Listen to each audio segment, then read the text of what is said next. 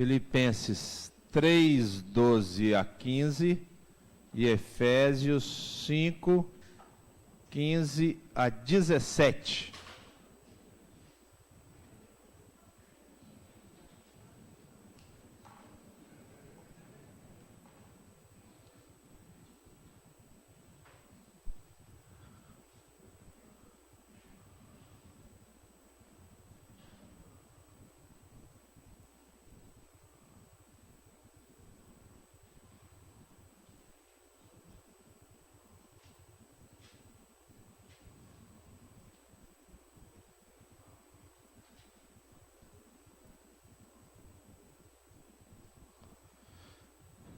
Acharam? Vou pedir o pastor para ler, por favor, tá, pastor? Primeiro Filipenses e depois Efésios.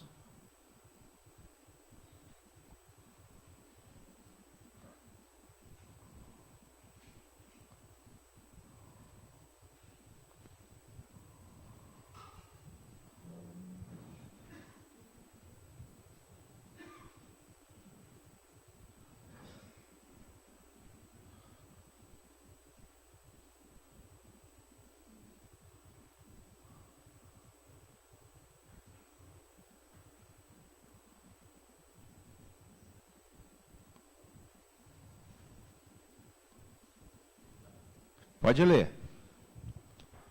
Não que eu já tenha obtido tudo isso ou tenha sido aperfeiçoado, mas prossigo para o alvo, para alcançá-lo, pois para isso também fui alcançado por Cristo Jesus.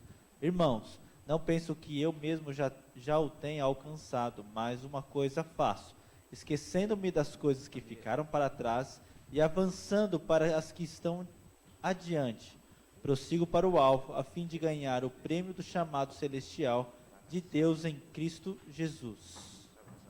Todos nós que alcançamos a maturidade devemos ver as coisas dessa forma. E se em algum aspecto vocês pensam de modo diferente, isso também Deus esclarecerá. Já leu os dois? Não, pode ler Efésios também.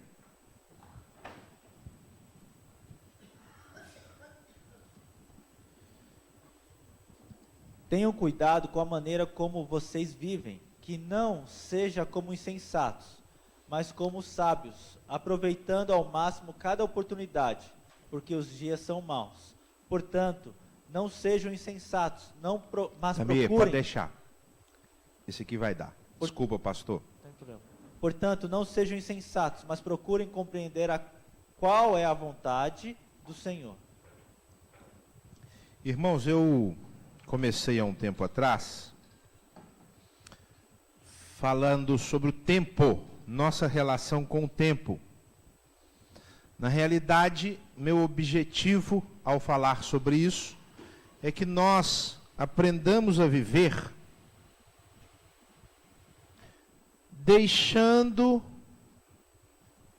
o que já passou e que não é bom. Porque muitos de nós carregamos cargas pesadas do passado. E estas cargas vão atrapalhando o nosso presente, o nosso momento. Porque vira um peso, é um fardo pesado. E aí eu falei bastante sobre estas coisas, sobre as mágoas, acusações, aquilo que atrapalha a nossa caminhada no dia a dia. Ô Eli, desliga para mim o projetor, por favor. Então, eu terminei semana passada falando sobre decisões, o tempo e decisões. E eu quero encerrar esse módulo, essa sequência de palavras sobre o tempo, hoje falando sobre oportunidades. O tempo e as oportunidades. Porque o texto lá de Filipenses, que foi o texto básico que eu escolhi, diz: esquecendo-me das coisas que para trás ficam, e aí tem uma conjunção aditiva, e avançando para as que diante de mim estão, prossigo para o alvo. Então eu quero falar sobre a parte B hoje. As coisas que estão diante de mim. Porque não basta para construir uma vida produtiva, alegre, esquecer o que é ruim, deixar o passado. É preciso também prosseguir.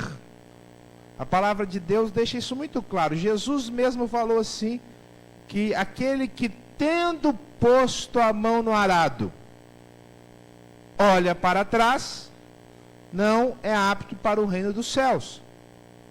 Quer dizer, ele está preso no passado. Ele falou, não, tem que olhar para frente.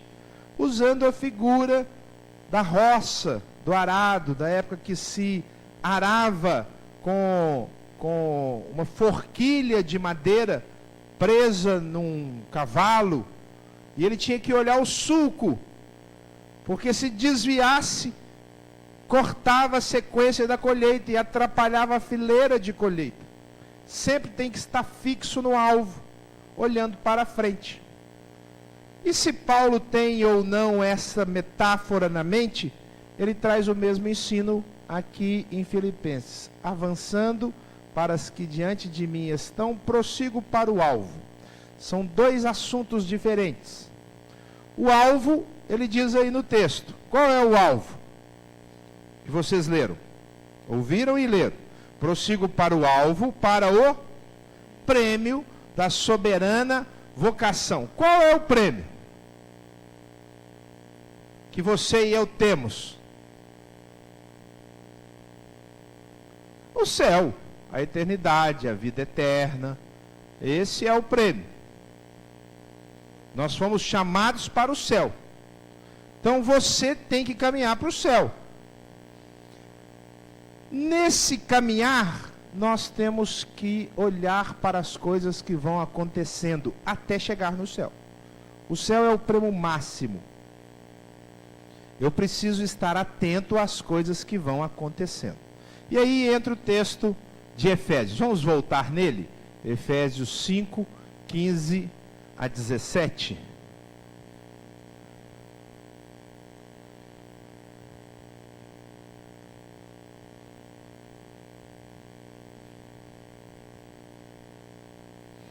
Portanto, vede prudentemente como andais, não como nécios e sim como sábios, remindo o tempo, porque os dias são maus. Por esta razão, não vos torneis insensatos, mas procurai compreender qual a vontade do Senhor. Remindo o tempo, porque os dias são maus. Algumas traduções trazem assim, aproveitando o tempo. Tem alguma que traz assim? A sua traz. E algumas já foram mais além e já parafrasearam. Disseram assim, aproveitando as oportunidades. A sua diz assim, lê aí então, Tereza.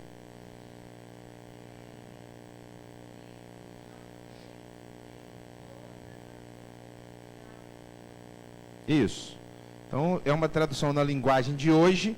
E olha só, de remindo o tempo, nós já estamos aproveitando todas as oportunidades.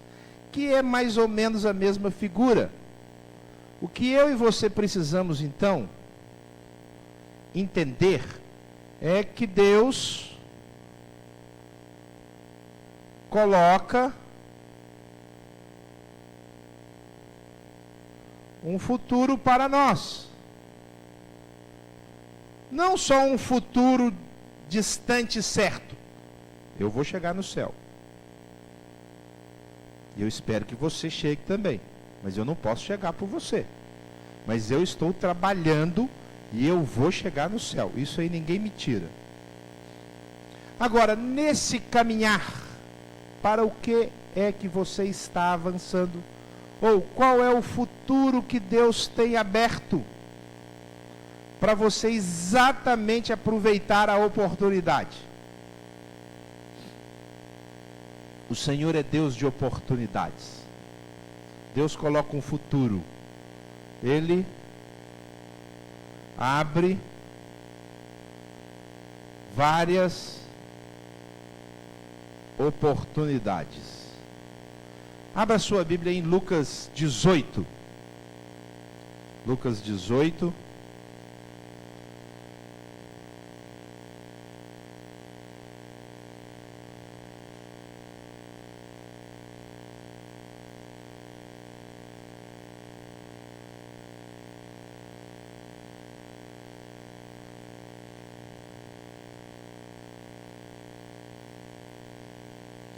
Versículo 22.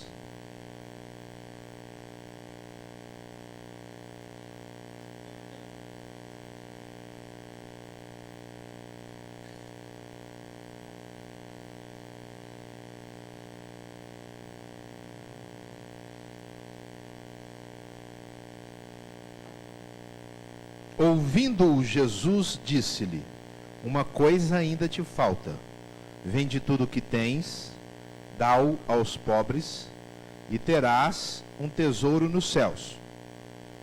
Alvo da soberana vocação. Depois vem e segue-me, avançando para as coisas que diante de mim estão. Quais são, ou qual é a oportunidade que Jesus abre aí para o jovem rico? Esse é o caso do jovem rico, que queria seguir Jesus e se apresentou para isso. E Jesus então falou o que nós acabamos de ler. Qual foi a oportunidade, as coisas que diante de mim estão, antes do tesouro nos céus, antes da vida eterna, que Jesus abriu para o jovem rico? Qual é a oportunidade? O tesouro nos céus é o alvo. Se desvencilhar das coisas, renúncia.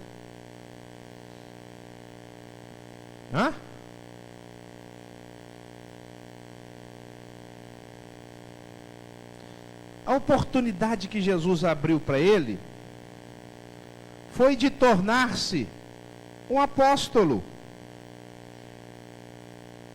Ele não falou assim: vem e segue-me. Jesus não chamou alguns discípulos? Eis aí Jesus chamando mais um, que poderia ser um dos 12 ou um dos 13, ou assumir o lugar de Judas. Ele está dizendo assim: olha, se você tiver o coração correto, você pode se tornar um dos apóstolos. Paulo, quando vai falar que foi chamado, ele diz assim: ó, eu fui chamado fora do tempo. E sendo chamado fora do tempo, eu conheci vários dos apóstolos, não só dos 12, mas vários outros. Você gostaria de ser um dos apóstolos ou apóstolas mais chegadas de Jesus? De ter participado da ceia? De ter vivenciado ali vários dos momentos mais íntimos? Ver Jesus fazendo curas extraordinárias? Sendo primeira fonte? Só que ele não conseguiu discernir essa oportunidade.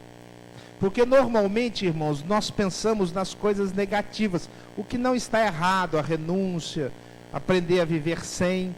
Mas a oportunidade, é disso que eu quero falar nessa manhã, é o futuro, a coisa fantástica, o bem que Deus descortina, e muitas vezes você e eu não vemos.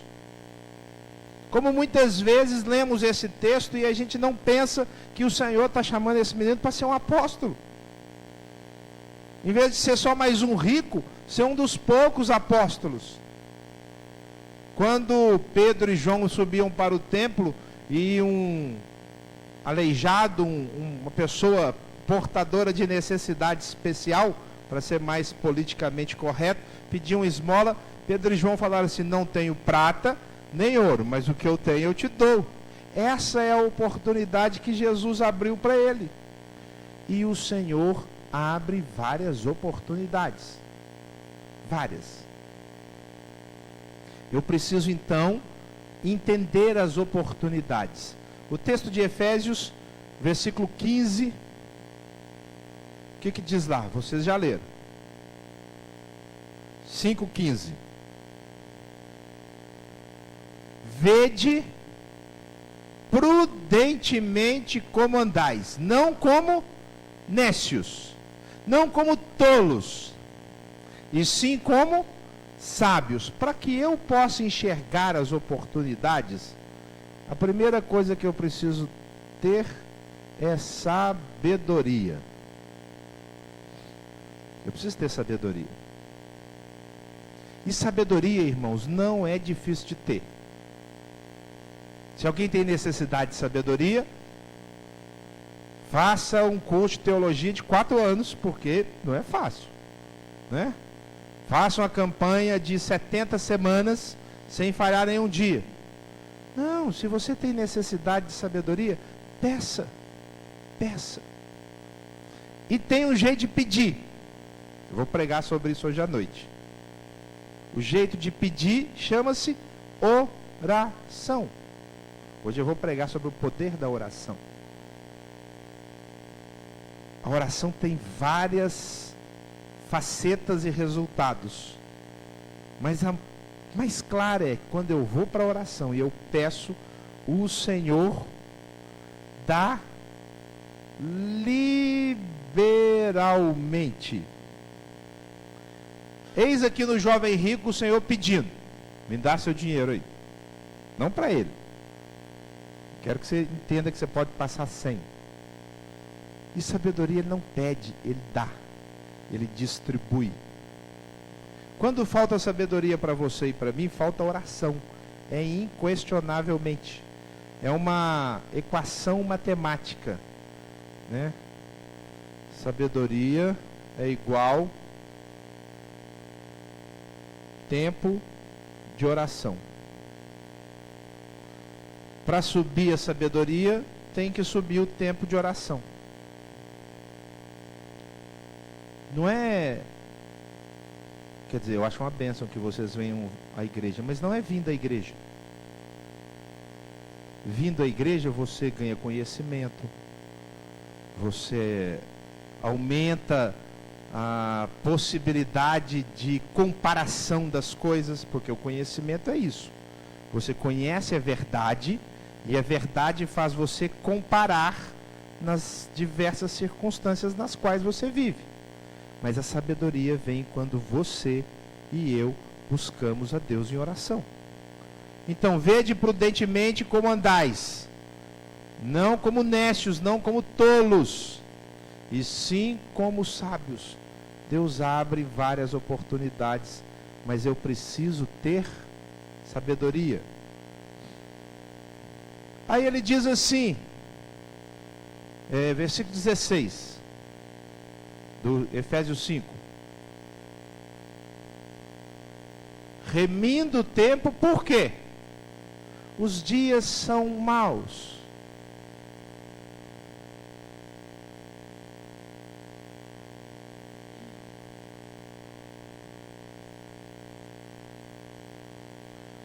Existem oportunidades erradas.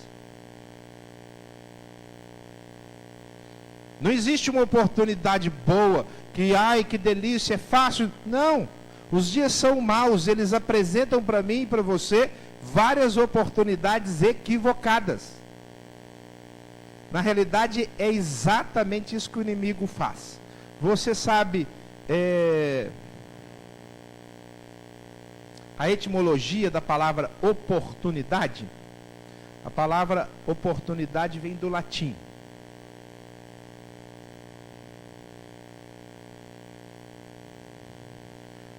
Oportunos. E a palavra oportunos é composta de duas palavrinhas básicas, do prefixo latino ob, que na flexão o B cai e transforma em P, e o substantivo portus. Ob é um prefixo, uma preposição que significa em direção a. E portos nem precisa de traduzir, né? É porto mesmo. Essa palavra nasceu quando os navegantes, os capitães e os mestres da vela iam chegando com os seus veleiros, os seus navios impulsionados a vento no porto, e tinham vários ventos. E eles tinham que pegar o vento oportunos, e não o vento inoportunos, porque o inoportunos não leva para o porto. E quem veleja ou velejou sabe disso. O pai da Tereza e da Lina velejava. Não sei se alguém aqui já velejou. A Lina já velejou, já conduziu. Você tem que ir virando, porque o vento ele muda mesmo. Eu nunca velejei, mas eu já li sobre o vento muda toda hora. Não é só um vento. Bem, empinar pipa, a maioria dos meninos aqui já empinou uma pipa, um papagaio, e sabe que o vento, de repente, o papagaio começa a cair. Aí o que a gente tem que fazer? Procurar o vento. É isso que o capitão fazia. Ele ficava procurando o vento certo para chegar no porto. Isso é a oportunidade. Por quê? Porque tem várias outras erradas. Tem oportunidade que não leva para o porto. Por isso os dias são maus. Então eu não posso ser nécio, senão eu embarco na oportunidade errada. Eu não sei discernir o tempo. A sabedoria, ela é um caráter positivo, que me faz relacionar com questões negativas. Porque eu e você seremos seduzidos por oportunidades erradas a todo tempo. Na realidade, é isso que o inimigo tenta fazer. O diabo, vosso adversário, anda onde? À sua volta, tentando tirar você da oportunidade certa. Seja uma oportunidade grande que define uma vida, ou um tempo de uma vida, seja uma oportunidade do dia, que te permite fazer o bem ou deixar de fazer. Por isso que eu preciso, ao me relacionar com o tempo, entender que Deus abre a oportunidade certa, mas o inimigo abre oportunidades erradas. Ele é sagaz. Ele vai tentar desviar você do seu caminho. Seja o caminho traçado para 1 ano, 2 anos, 10 anos, seja o caminho traçado para o dia. Bem, tem semana de consagração essa semana. E vamos supor que o Espírito Santo falou com você. Consagra essa semana. Eu sei que é difícil acordar às 5, mas vem me buscar. É o vento oportuno. O diabo está assim, não mexe com isso não. Você tem muita coisa para fazer. Eu, quando sentei ali, eu vou viajar amanhã, à tarde. A primeira coisa que eu pensei foi assim: marca oração nas casas, porque é mais fácil. Foi a primeira coisa que soprou na minha cabeça. Já que você vai viajar, vai ter que sair de sua casa segunda-feira, abrir aqui às 5 horas, depois voltar para casa, você vai viajar cansado. É o vento inoportuno, porque ele não quer que eu e você façamos sacrifício. Ele não quer que eu e você nos esforcemos para buscar a Deus. Queridos, foi aqui agora de manhã sentado dentro da igreja. Porque o inimigo, ele não desiste. Ele vai soprar o vento inoportuno todas as vezes, todas as horas. Desde uma decisão simples e pequena que tem a ver com o que você vai fazer depois do almoço, como uma decisão que significa uma mudança tremenda que afeta as nossas vidas. Então eu tenho que ter sabedoria. E aí eu orei e falei: Senhor, o que o Senhor quer? O que o Senhor quer? Nós lemos o 15, o 16, o versículo 17. Diz o que aí?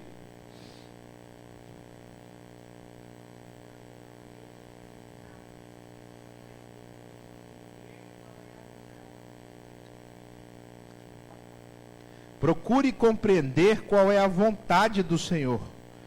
Foi o que eu fiz. Falei, Senhor, o que o Senhor quer? Falei com o Espírito Santo. O Espírito Santo falou assim, eu quero oração na igreja. Quero que você vá lá. Acorde mais cedo. Eu preciso compreender o que o Senhor quer.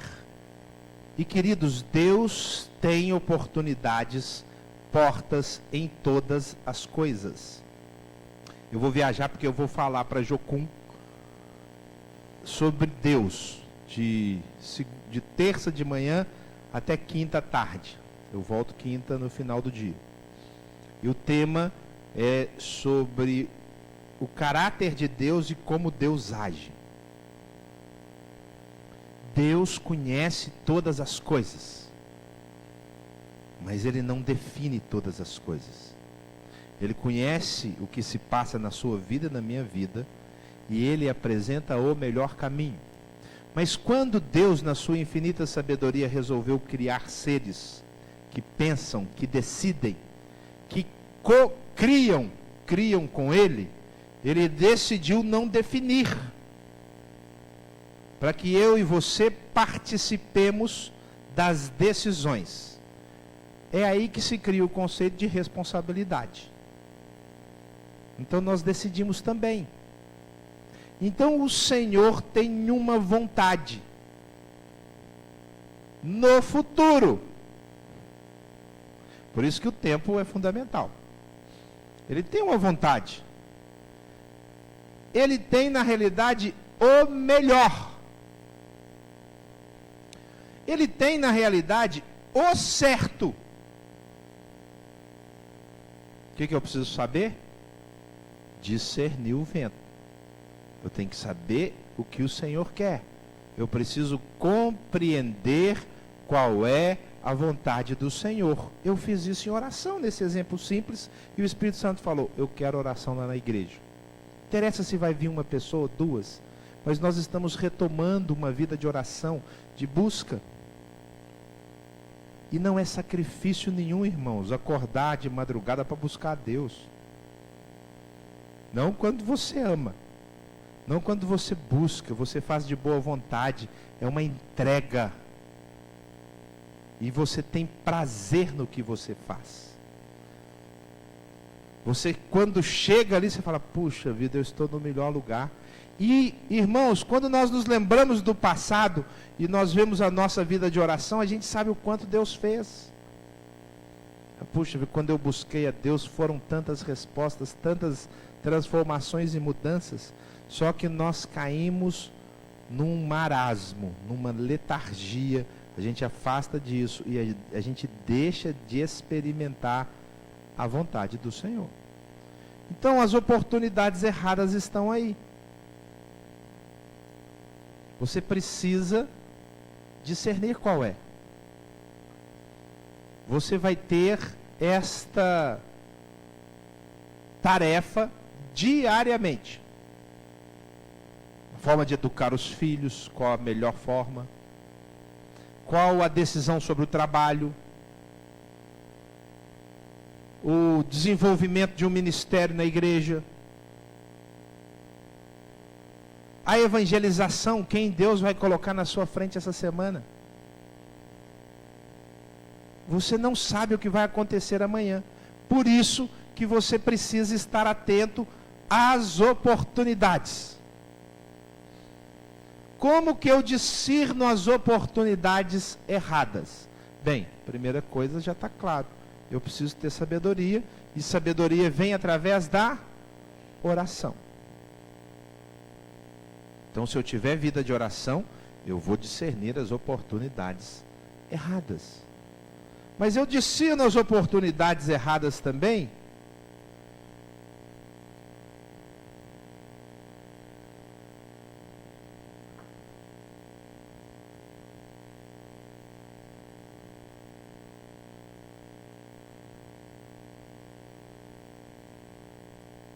quando eu procuro as oportunidades certas.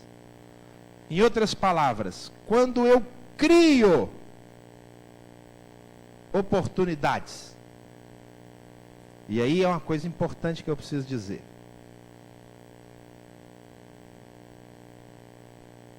Existem cristãos ou seres humanos ativos e passivos.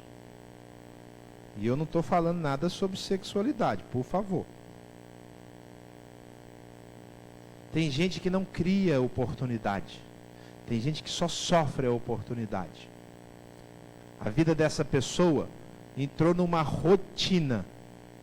E ela não cria oportunidade. Ela não é co-criador com Deus. Ela vive um dia depois do outro. E isso satisfaz essa pessoa. Não, tá bom assim. Viver numa rotina. Mas se você pegar a Bíblia, você vai ver que Deus faz exatamente o contrário. Deus chega na vida da gente e de repente ele balança. Não, tá muito tranquilo essa vida. Tá? Não é isso que eu quero. Eu quero que essa pessoa entenda que ela é um agente do reino de Deus. Eu concedi a essa pessoa, que é você e sou eu, capacidade para produzir mudanças. E quando você está disposto a criar, você está avançando para as coisas que estão à sua frente. Você está entendendo que Deus tem alguma coisa para você fazer. É muito mais tranquilo você, a semana inteira, trabalhar, chegar na sua casa, tomar o seu banho, assistir seu filme, novela, jogo, jornal, descansar, conviver com a família, e no outro dia acordar de novo e trabalhar, e não acontece nada novo debaixo do sol. Não era essa a palavra do escritor de Eclesiastes? Nada novo. Agora é mais difícil você entender que lá na sua casa, Deus te colocou ali porque Ele quer abençoar e transformar os vizinhos. E de repente você tem que criar uma oportunidade de alcançar os seus vizinhos. Ou os seus colegas do trabalho. Desenvolver alguma coisa a partir da sua ideia de procurar uma oportunidade de Deus. E não apenas ser passivo e sofrendo a ação das coisas. As coisas vão acontecendo e você é mais um. Você não tem uma ação ativa para gerar mudanças. Mas, meus irmãos, Deus nos capacitou exatamente para isso. Para gerar mudanças. Vou usar o exemplo da Sarinha, se me permite, lembrei agora, tá, filho? Sarinha, quando foi para a escola lá de medicina, ela com algumas colegas criaram o CEP, já falei sobre isso agora, o Crer e Pensar. E esse CEP vingou, deu certo, frutificou. Sarinha agora está terminando o 4º ano, vai para o 5º ano, passa rápido o tempo, né? Né, Léo? Lembra? Outro dia, Léo falou assim, nossa, pastor, a gente orava para o André entrar na medicina. Lembra quando a gente orava para o André entrar na medicina? De repente o André formou. De repente, assim, parece que foram 2 anos. Pois é, a gente orava para a Sarinha entrar na medicina, agora já vai passar para o 5º ano. Aí ela falou comigo assim, pai, ora que segunda-feira tem uma reunião. Nessa segunda agora? Uma reunião de todos os grupos cristãos da Unicamp. Então, entra a BU, o Pocket, o não sei mais o que, e o CEP. E eles vão se reunir para organizar um evento conjunto para a faculdade inteira. E ela falou assim, ora, pai, para Deus abençoar. E uma coisa que partiu até do grupo dela, reunir essa turma. Eles estão criando uma oportunidade. Eles estão criando alguma coisa que não tem. Já até aconteceu um evento assim, mas alguém parou. Quando eu e você entendemos que oportunidades são criadas, nós nos tornamos ativos. E, irmãos, a vida é muito mais gostosa e atrativa. A gente fica ocupado. Ah, mas eu não quero ficar ocupado. Eu quero ficar à toa. Eu quero ficar... Não, o Senhor não nos chamou para ficarmos à toa. O Senhor nos chamou para ficarmos ocupados. Meu pai trabalha até agora. E eu faço o quê? eu trabalho também. A palavra de Deus diz assim, resta um descanso para o povo de Deus. E ele não chegou. Irmãos, o seu descanso, o meu descanso, é no prêmio da soberana vocação. Lá nós vamos descansar. Aqui não. Aqui nós temos que nos envolver com o Senhor. Nós temos que ser sábios e discernirmos a oportunidade do Senhor e fazê-la acontecer. E eu crio isso. Eu vou atrás. Eu produzo. Quando eu crio, eu enxergo as oportunidades erradas. Porque o que elas tendem a fazer é desviar nossa atenção da oportunidade certa. Então veja bem, olha a importância desse raciocínio.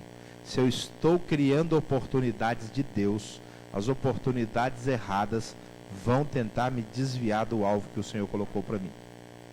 Agora, se eu não crio nada, eu sou um agente passivo, nem precisa de ter alguma coisa para me desviar. Entendeu o raciocínio? Você não está envolvido. Você não está cooperando com Deus. Como você não coopera, o diabo não precisa nem tentar te desviar. Porque você está só vivendo uma rotina. Um dia depois do outro. Trabalhar, cansar, só um minutinho.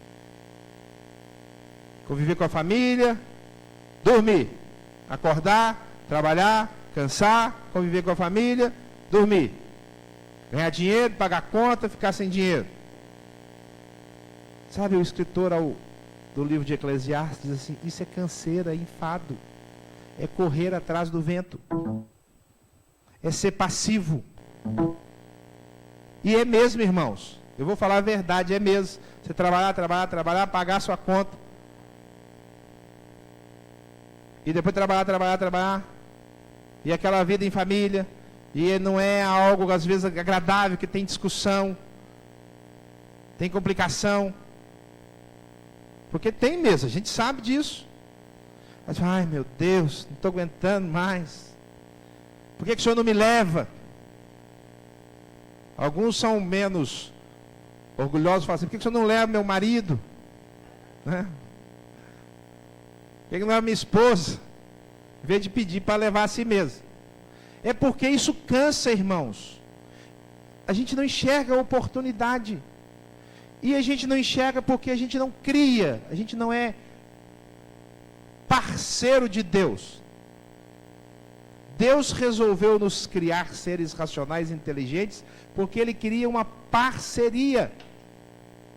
Tem uma historinha, né, que um anjo chegou para o Senhor Jesus e falou assim, Jesus, o Senhor chamou 12 homens, mais um grupo lá de mulheres e outros homens, e o Senhor foi embora, o Senhor ficou só 3 anos.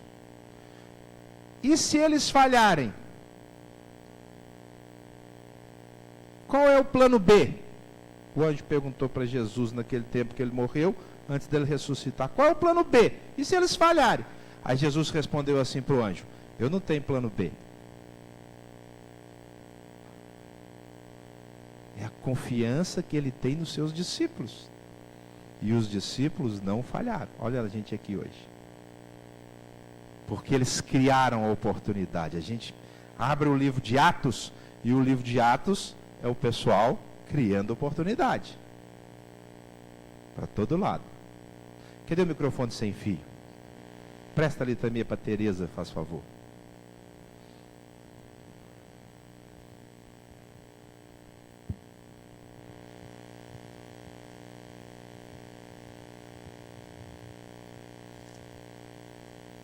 Ô Samuel, eu lembrei de um versículo que fala assim, aquele que sabe que deve fazer o bem e não faz, nisso está pecando. Então, Deus pode apagar, realmente... Só um minutinho, pode apagar aqui, irmãos? Pode falar, Tê. Então, Deus realmente, assim, Ele mostra pra gente, quando a gente ora, o Espírito Santo vai mostrando o que a gente tem que fazer. E se a gente fica de braços cruzados, como você falou, nessa vida parada, né? A gente está pecando, né? Aquele que sabe que deve fazer o bem, não faz, nisto está pecando. Então, a pessoa que não se movimenta, que não cria oportunidades, está pecando. As oportunidades, Samuel, não necessariamente são grandes eventos. Eu não vejo assim. Eu vejo que às vezes a oportunidade é uma conversa, é uma palavra, é um abraço, é um olhar. Eu não vejo que Deus tem grandes eventos para todos. Eu creio que o Senhor age de acordo com o dom de cada um. Ele deu o dom. E às vezes o dom de uma pessoa é abraçar, é olhar, é dar uma palavra, entendeu? Eu vejo assim que oportunidades, elas aparecem na nossa vida o tempo todo. Enquanto eu estou lá com um aluninho meu, às vezes é uma oportunidade, eu vejo ali na criança, numa rebeldia dela, uma carência, e eu posso ajudá-la, é uma oportunidade de Deus. Eu lembro da dona Ide, lá de Belo Horizonte, uma ovelha lá da terceira presbiteriana, que ela fazia assim, ela estava na rua e ela ouviu o Espírito Santo, ela olhou assim uma vitrine e viu uma meia. Ela foi e sentiu de Deus a comprar aquela meia. De repente, precisou para um seminarista lá, que ia para o Nordeste, compor um enxoval para ele. Ela falou, já sei para quem que é a meia. É ali, a oportunidade. Vocês não comprar alguma coisa. Eu não vejo também que oportunidades são grandes eventos, né? Você não falou isso, mas eu percebo que oportunidades estão o tempo todo ao nosso redor. E outra coisa, Samuel, que eu penso, sabe o que é? Que também vida em família é uma grande oportunidade de você abençoar e de fazer a vontade de Deus. Porque muitas vezes a gente destrói nossa família. E a família é plano de Deus, é oportunidade de Deus, é semente de Deus, é luz, é farol para outras famílias, para acolher pessoas. Então, essa rotina, ela é cheia de oportunidades que a gente deve aproveitar, e muitas vezes com palavras, com atitudes, olhando às vezes só para fora, a gente não aproveita as oportunidades de dentro da casa da gente. Eu penso assim. Sentiu uma indireta aí. Não, sentiu uma indireta? Pega o microfone lá. Não é indireta não, Samuel. Não. Não. Sentiu uma que indireta. Eu penso assim. Não é não. Dá um microfone para a Tamir. O bom é que você pensa exatamente como eu, né? Eu citei o caso da Sarinha como um exemplo. Por quê? Porque os casos impactantes, eles fazem a gente se lembrar. Eu já disse aqui, talvez você não tenha percebido, meu bem, mas eu falei que as oportunidades estão o tempo todo. Elas estão nas grandes coisas e decisões que mudam a vida, mas elas estão nas coisas pequeninas do dia a dia, que envolvem a família e mudam a vida também. Mas oportunidade tem sempre. Mas veja bem, nós não somos marcados pelas coisas simples. Isso é fato. Você dificilmente, quando vai tomar um remédio para dor de cabeça, você tem que fazer disso uma rotina. Você pede para Deus te curar. Quando a pessoa fala, eu estou com dor de cabeça, o que você faz? Alguém da sua casa fala assim, mãe, estou com dor de cabeça. O que você responde? Então um remédio mesmo. Você não fala assim, vamos orar. Isso, já oramos, agora toma um remédio. Não, mas fala assim, mãe, eu estou com câncer, o que você faz? Opa, aciona o serviço SOS de oração. Todas as coisas pequenas são impactantes, mas as mais glamurosas, vamos dizer assim, elas mexem e servem de ensino. É o que está na palavra de Deus. A palavra de Deus registrou os milagres com intensidade para mostrar que Deus age não só quando Ele faz milagres, Ele age sempre. Mas no dia a dia, eu citei o exemplo do evento da Sara, que quer ir lá com os outros grupos, é porque foi criado. Mas a Sara só está agora reunindo os grupos, porque ela criou um outro grupo, pequenininho lá, começou com 2 pessoas, que virou um embrião, e foi crescendo, e foi crescendo, e foi crescendo. Então as oportunidades estão presentes sempre, todos os dias. Eu preciso compreender a vontade do Senhor todos os dias. Eu contei o meu exemplo ali, eu estava orando, e a minha primeira sedução foi para não mexer com nada que vai dar trabalho. Mas o Espírito do Senhor falou comigo, ao meu coração. Falou: Samuel, marca na igreja. Quero retomar isso, das pessoas virem orar na igreja, para entenderem o efeito do corpo, para não se distanciarem. Eu sei que a maioria não consegue vir, mas aqui tem uma chama, e essa chama que une a gente, enquanto corpo, é a Igreja Cristã da Zona Sul. Não é o lugar, mas é a reunião. E foi isso que Deus falou no meu coração. Bem, eu preciso criar para discernir a errada. Outra coisa que eu preciso fazer é entender quando Deus fecha a porta.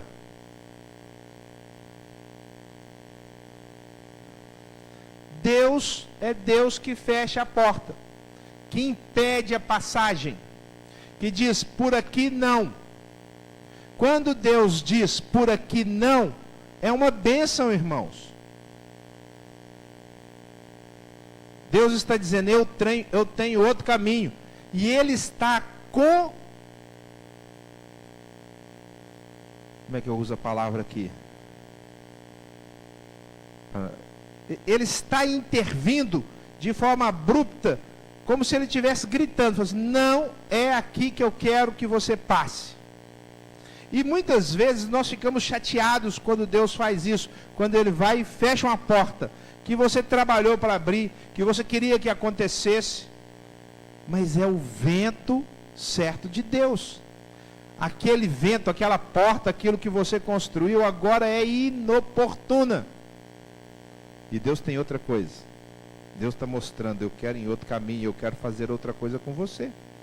Então eu preciso discernir quando Deus fecha a porta, quando Deus age de forma negativa.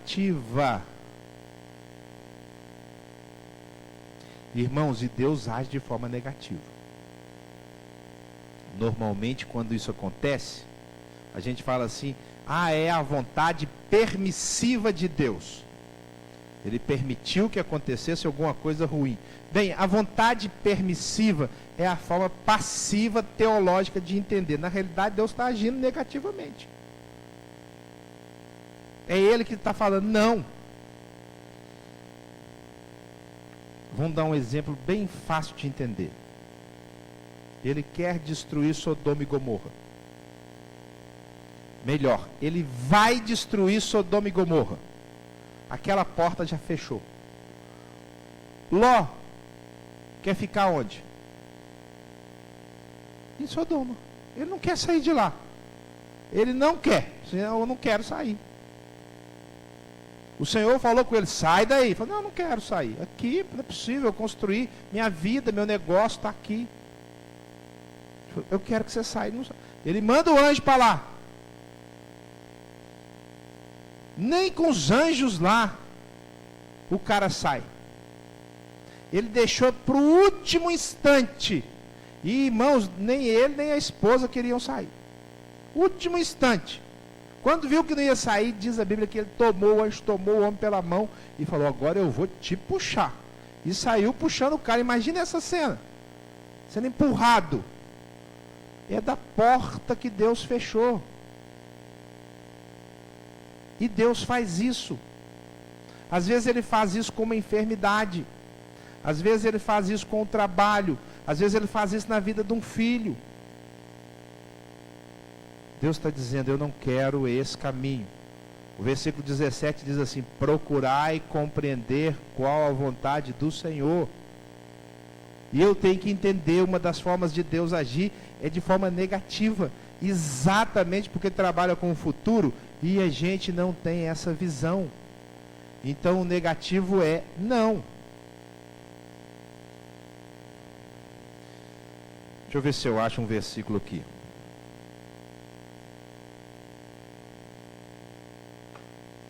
Rapidinho.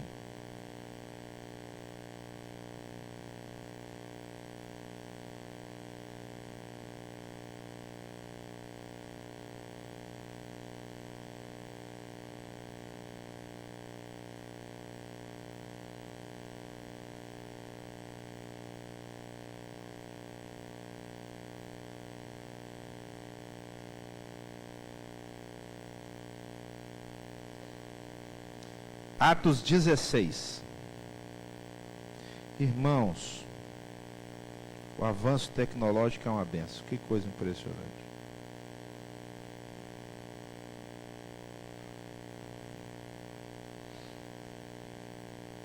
Seis a 10. Abre lá.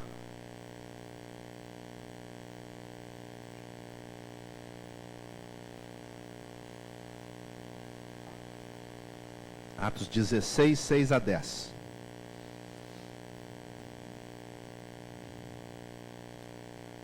Diz assim: e percorrendo a região frígio-gálata, tendo sido impedidos pelo Espírito Santo de pregar a palavra na Ásia.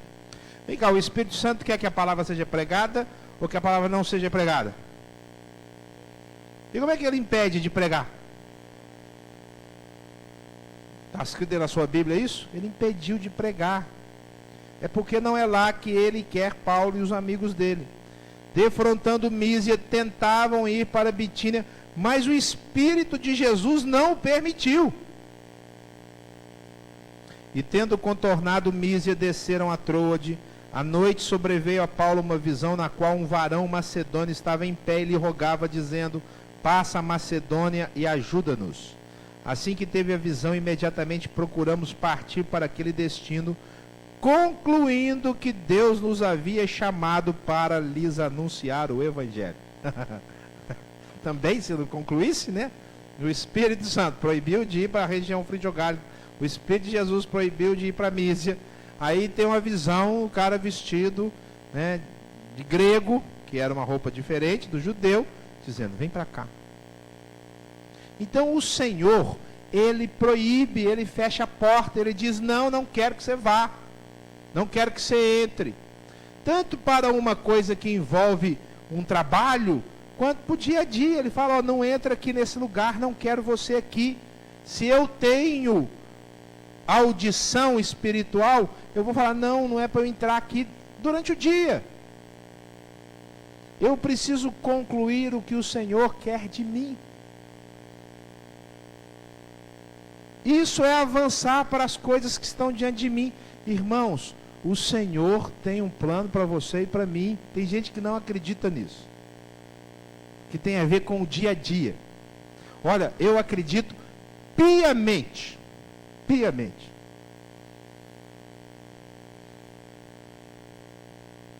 um grande pastor brasileiro, que escreveu livros fantásticos, é o pastor Ricardo Gondim. Não sei se você já ouviu falar dele.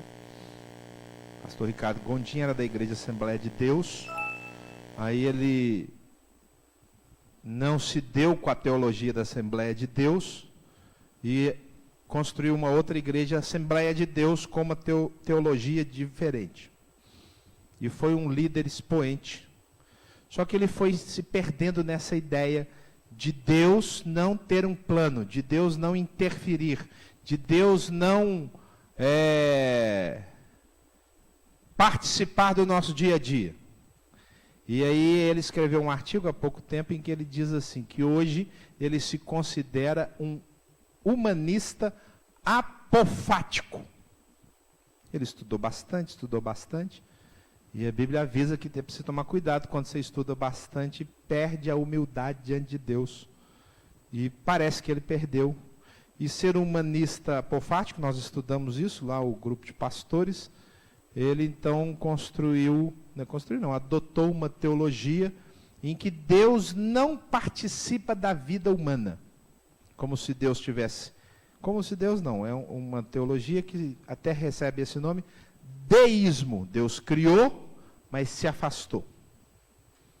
E essas pessoas realmente acabam se tornando humanistas. O homem é o centro.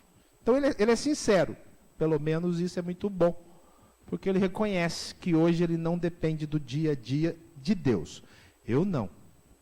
Eu creio num Deus que intervém dia a dia, hora a hora, que fala e que diz para as mínimas coisas: não entra aí, não faz isso, senta com a família, faz o culto. Precisa do Senhor mandar a gente fazer o culto em família todo dia? Precisa? Precisa, porque a gente não faz. Ou faz? Todo dia você tem o compromisso de sentar você e a esposa, se tem filhos pequenos, se tem filhos adolescentes, jovens, se não tem filho nenhum, vamos ler a Bíblia, vamos orar juntos. E irmãos, o Espírito Santo fala isso, ele sopra isso, porque essa é a vontade do Senhor. Ele age falando o que é certo e age falando, não passe aqui. Às vezes ele vai falar para você desviar o carro, e num desvio de carro você vai encontrar a oportunidade que Deus queria te usar. Numa coisa simples do dia a dia. Mas se eu não discernir, se eu não for para frente, eu não vou enxergar. Bem, eu quero encerrar esse tema. O que eu preciso então ter em mente?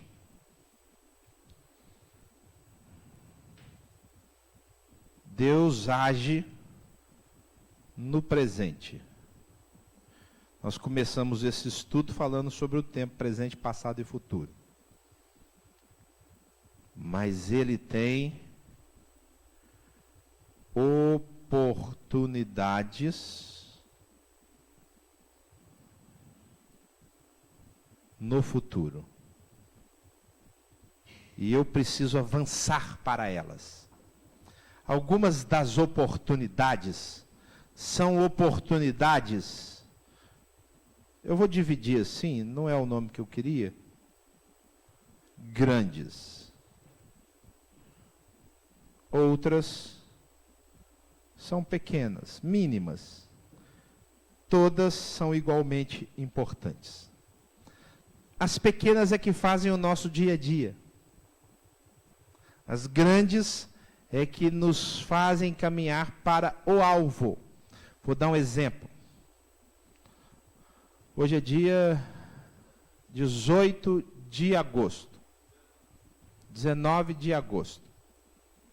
Qual dom você recebeu esse ano que você não tinha? Dom do Espírito Santo.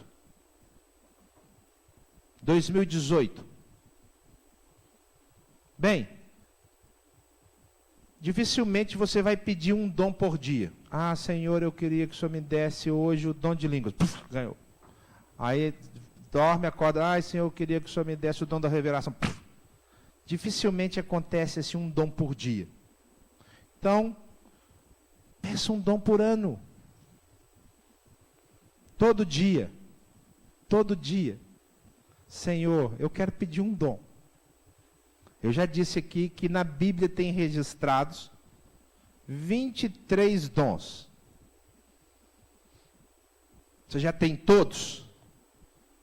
Então pede um deles. Fixa esse dom. Fala, Senhor, eu vou pedir esse dom. Eu estou chamando isso de uma coisa grande.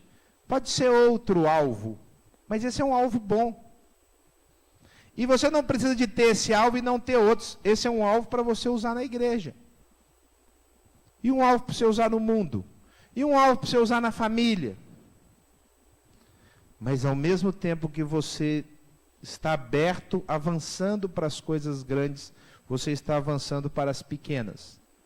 Fazer o culto doméstico todo dia é uma coisa pequena, porque você faz todo dia. E se colocar como alvo, vai mexer com a vida da sua família. E vai mudar a sua casa. Ah, mas fazer o culto doméstico implica que não sou só eu. Doméstico, tem mais de um.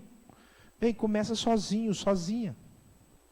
Vai chamando para orar, para ler a Bíblia. Então eu e você precisamos avançar para as coisas. Quaisquer que sejam elas, eu dei aqui só um exemplo. Mas envolvem realizações dentro e fora de casa. Envolve realizações no trabalho, no prédio. Procurando de Deus o que o Senhor tem. Mas eu preciso caminhar para frente. Eu e você não podemos nos contentar com a vida que a gente tem hoje. A gente não pode se contentar com a vida espiritual, ela precisa crescer. Com a vida intelectual, você precisa aprender mais. Qual o livro que você acabou de ler esse ano? Cristão ou não? Qual o livro que você já começou? Qual o livro que você vai ler? Nós somos brasileiros e brasileiro naturalmente não gosta de leitura. Isso é o normal. Não gosta. Nós não somos brasileiros que programamos assim. O judeu faz isso. Nas férias eu vou ler 4 livros. Sabia disso? Que o judeu é educado para desde a adolescência, todas as férias, ler em média 4 livros nas férias. Bem, nós não somos judeus, mas podemos começar a ler, não podemos começar a ler? Qual livro você vai ler esse ano, nesse semestre? Isso é avançar para as coisas que diante de mim estão. Ah, eu vou ler um livro sobre a graça. Ah, eu vou ler um livro sobre a família. Ah, eu vou ler um livro sobre evangelismo, que eu quero evangelizar. Irmãos, nós precisamos caminhar para frente. A gente não pode se contentar. Que tipo de serviço eu vou executar voluntário? Qual serviço voluntário você está fazendo? Que você não ganha nada por isso e você abençoa, faz o bem. Ah, pastor, nossa, eu sou tão ocupado. Se o senhor visse a minha vida. Eu sei que você é ocupado, mas o Senhor te chama para fazer um serviço voluntário. E Deus quer usar o seu dom. Sem você ganhar nada por isso. Mas eu não estou ganhando nada. É isso que é bom. Quando eu e você agimos assim, nós estamos avançando para as coisas que estão diante. Nós estamos criando, vendo o vento errado e dizendo, opa, esse vento é errado. E o Senhor vai nos dar a condição de realizarmos. Nós vamos aumentar os nossos frutos. Nós vamos deixar de ser passivos para sermos ativos. E o Senhor vai se agradar de nós. Abra aí de novo Efésios. Vamos terminar lendo esse texto novamente. Efésios 5.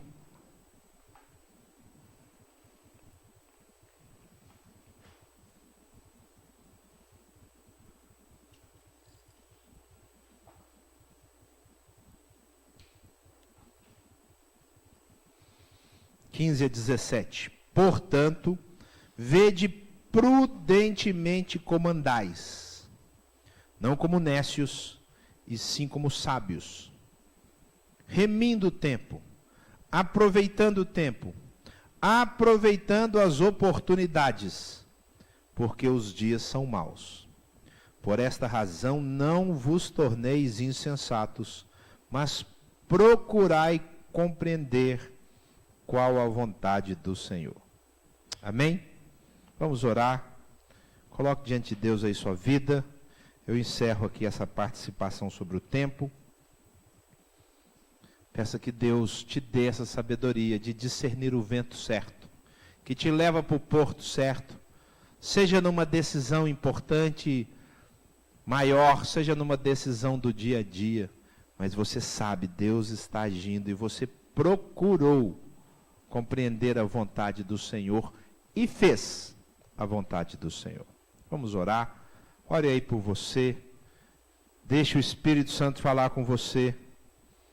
Diga assim para ele: seja feita a tua vontade, Senhor, e não a minha. Senhor, obrigado pelo estudo da palavra. eu não quero nunca parar no tempo. Eu quero caminhar, esquecer das coisas que para trás ficam. Os pecados, as acusações, as mágoas. Parar de viver levantando a poeira do passado. E quero, Senhor, avançar para as que diante de mim estão. Construindo novas oportunidades, ouvindo o Senhor dia a dia. Aproveitando o tempo. Porque eu sei que no tempo o Senhor faz coisas grandes e maravilhosas. Derrama graça. Abre portas novas, fecha portas erradas. E nos encaminha para a vontade santa do Senhor. Obrigado por ser esse Deus maravilhoso. Que age, que intervém, que transforma. E o Senhor faça a vontade santa do Senhor nas nossas vidas e na nossa igreja. Te entregamos, Senhor, esse domingo. Queremos aproveitar as oportunidades nele. E queremos que o Senhor tenha prazer nas nossas vidas. Em tudo o que fizemos hoje, no almoço.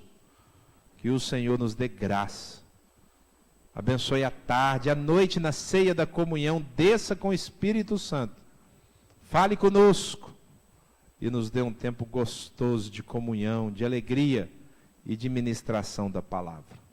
Tudo entregamos a Ti e viveremos para a glória e honra de Cristo Jesus, que é o nosso alvo, o prêmio da soberana vocação, quando nos encontraremos com Ele e o abraçaremos gostosamente. Bendito seja o nome do Senhor. Oro agradecido, no nome de Jesus. Amém, Senhor. Amém. Que Deus te abençoe. Dê aqui